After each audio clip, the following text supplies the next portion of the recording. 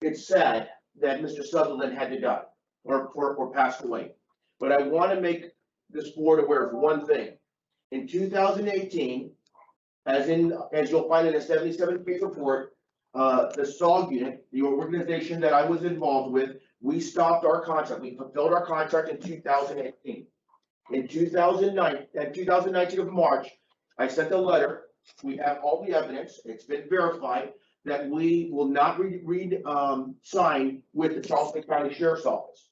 In the report, it also says that the SOG, that the agency took its SOG from 2019-2020 and started their own training. I want to get established two very important facts. One, one of the officers who was involved in the Jamal Sutherland case started a 6-week program, but was dismissed on request, or what we call did not graduate the program, left in the second week of a 6-week program because he didn't qualify. The other officer was not certified through our organization since 2017.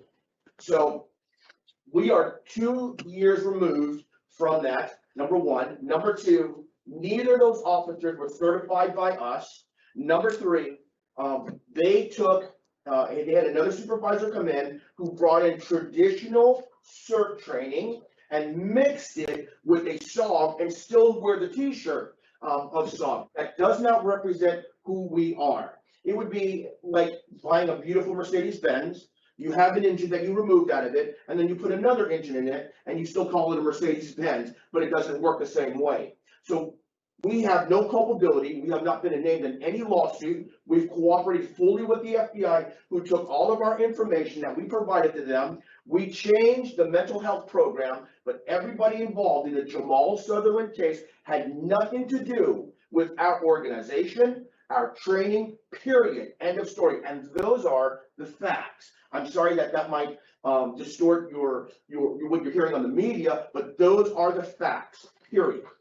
Mr. Garcia, this is not something that I've heard on the media. This is actually the use of force analysis related to the death of Jamal Sutherland in the Sheriff Elkannon Detention Center, Charleston County Sheriff's Office, Charleston County, South Carolina. The author of this specifically has relayed to members of this board that the training that is referenced in this report is indeed your organization and your training. So that is not something that I heard from the media. That is from the mouth of the person who did this report, a former sheriff.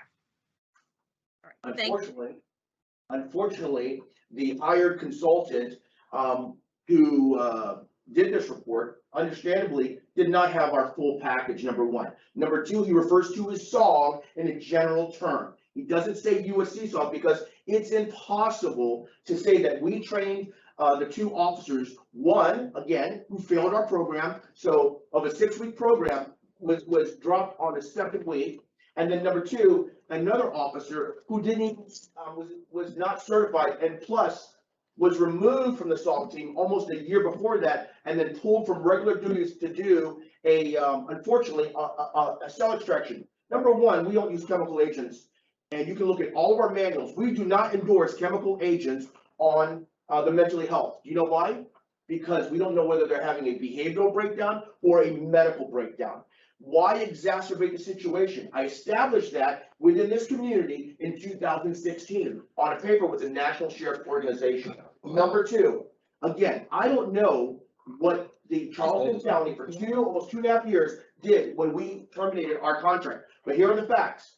In 2008, we started that contract to 2018. Not one excessive use of force complaint, not one lawsuit, not one inmate killed, and not one officer injured. So it seems kind of odd that almost 2.5 years later, I would be removed when we left the contract, and then we're to blame for something that we had no input in the training for 2 years, that they blended traditional cert and SOG, and they try to make their own program. It should be evidence that you should not deviate from a program that's already working.